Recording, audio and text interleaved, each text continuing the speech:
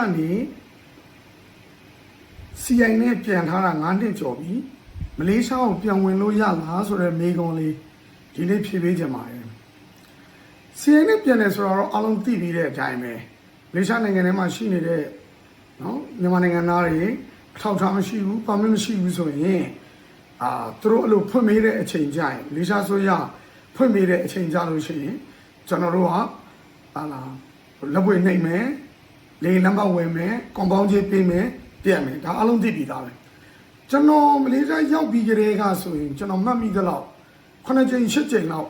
မကရှိတယ်2002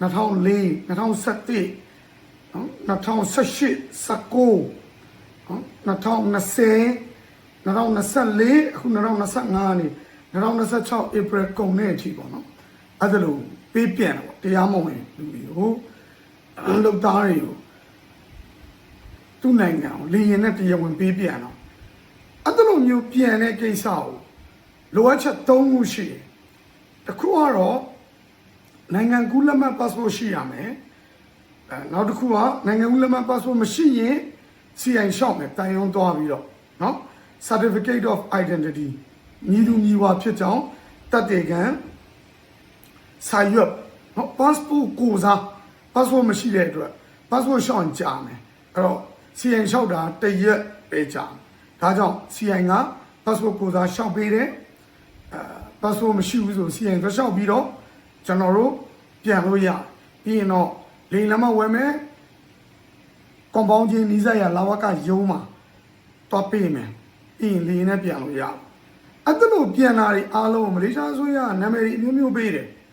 နော် Amnesty B4G Back for Good Recalibration Pull&Bali နောက်တစ်ခါ PRM 1.0 ခု PRM 2.0 မလေးရှားဆိုရကြိုက်တဲ့နာမည်ပေးကျွန်တော်တို့မြန်မာတွေကတော့ CI ပြန်လို့ပဲခေါ်တယ်ကိုယ့်အကို passport နဲ့ပြန်လဲအဲ့ဒါကို CI ပြန်လို့ခေါ်တယ်နော်ဒီအောင်နာမည်တစ်ခုပဲပေးလိုက်အဲ့တော့ CI နဲ့ပြန်ခဲ့တဲ့ကိစ္စမှာမလေးရှားအစိုးရကမဖမ်းဘူးနော်အရေးမယူဘူးထောင်မချဘူးလာခဲ့ voluntarily ပေါ့နော်ကိုယ်သဘောနဲ့ကို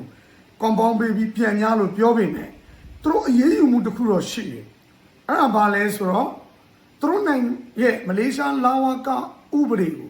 ချိုးဖောက်တဲ့အတွက်သူတို့တစ်ခုရေးယူတာက 5-year re-entry ban နော်သူတို့နိုင်ငံကို9နှစ် ban လုပ်ထားတယ်ပြန်ဝင်ခွင့်မပေးဘူးပေါ့လေနော်ဆိုဒီနေ့မေးခွန်းကျွန်တော်ဖြေချင်တာက CI နဲ့ပြန်သွားတာ9နှစ်ကျော်ပြီ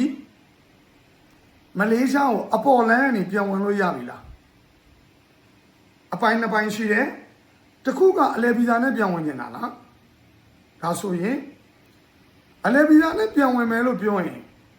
9နှစ်အတွင်းမှာလဲ passport အသစ်လုပ်ပြီးလမ်းကြောင်းနဲ့ဗီဇာတင်ဒီစိတ်မှာလဲလမ်းကြောင်းနဲ့လာခဲ့တဲ့လူတွေလည်းအများကြီးပဲဒါကျွန်တော်တို့သိတယ်ဒါဒီလမ်းကြောင်းအကြောင်းကျွန်တော်မပြောဘူးကျွန်တော်ပြောတာရိုးရိုးမှာ9နှစ်အတွင်းဗီဇာလည်းမထွက်ဘူးစာအုပ်နံပါတ်ပြောင်းလည်းမထွက်ဘူးနော်စာအုပ်တစ်ပြောင်းတော့လို့နံပါတ်ပြောင်းသွားတယ်ပြောလဲစာအုပ်နံပါတ်နဲ့ blacklist လောက်တာမဟုတ်လူနဲ့လောက်တာလက်ပွေနဲ့လောက်တာနာမည်မွေးသက်ကလေးနဲ့တွဲပြီးလောက်ထားတာ blacklist ကိုဒါကြောင့်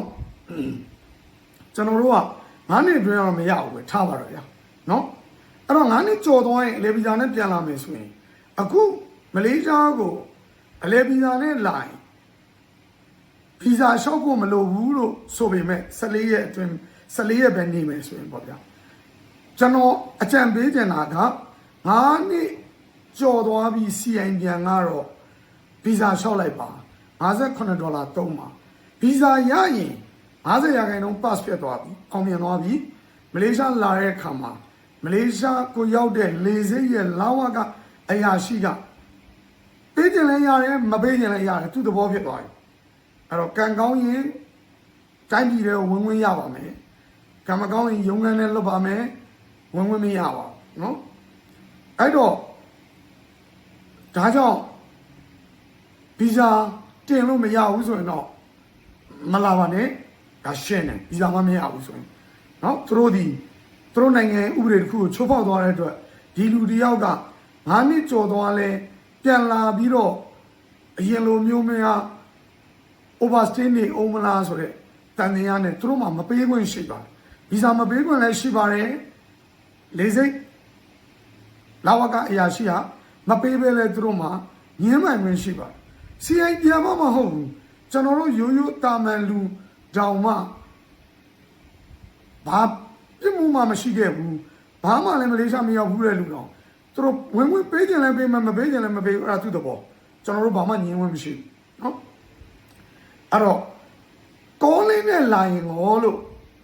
နောက်တစ်ယောက်မေးတာကြောက်တော့ကောလင်းနဲ့လာရင်တော့ရှင်းတယ်ဗျ9နှစ်ကြော်သွားရင်ကျွန်တော်တို့ရများတယ်65ရာခိုင်နှုန်းရအရင်တော့ကလွန်ခဲ့တဲ့50နှစ်ကဆိုရင်ကျွန်တော်တို့ကောလင်းနဲ့လာမဲ့လူတွေဆိုရင်ရန်ကုန်မှာရှိတဲ့မလေးရှားတန်ရုံးကဖွင့်ထားပေးတဲ့ OSC One Stop Center မှာကျွန်တော်တို့တွားပြီးတော့ biometric template ကျွန်တော်တို့လက်ပွေနှိပ်လို့ရကျွန်တော်တို့လက်ပွေနှိပ်ရင် ISC Immigration Security Clearance လို့ခေါ်တဲ့ certificate တစ်ခုကို$26ပေးပြီးကျွန်တော်တို့လုပ်ရတယ်အဲ့ဒီမှာကျွန်တော်တို့ certificate ရလို့လက်ပွေနှိပ်ပြီး certificate ရရင်အဲ့ဒီလူက clear clear ဆိုတာ okay တယ်เนาะ calling set တင်လို့ရတယ်ပြီးရင်ဒီဘက်ကို calling ကြပြီးလာရင်လည်းလေစိတ်မှာဘာပြဿနာမှမရှိဘူး system clear အခုတော့ OSC လည်းမရှိတော့ဘူး ISC လည်းမရှိတော့ဘူးဆိုတော့အခုနောက် system အသစ်က FWCMS ဆိုတဲ့စနစ်အဲ့စနစ်မှာကျွန်တော်တို့ကဆေးစစ်မယ်လက်ပွေနှိပ်မယ်အဲ့ဒီ FWCMS ဆေး online တင်တာ online pass ဖြစ်ရင်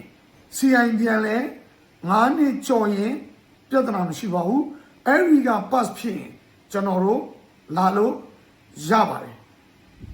calling visa နဲ့လာလို့ရပါတယ်ဒါကြောင့်မိကုန်းကိုကျွန်တော်ဖြေရတဲ့အနှစ်ချုပ်ကတော့ CI နဲ့ပြန်လို့9နှစ်ကျော်သွားလဲ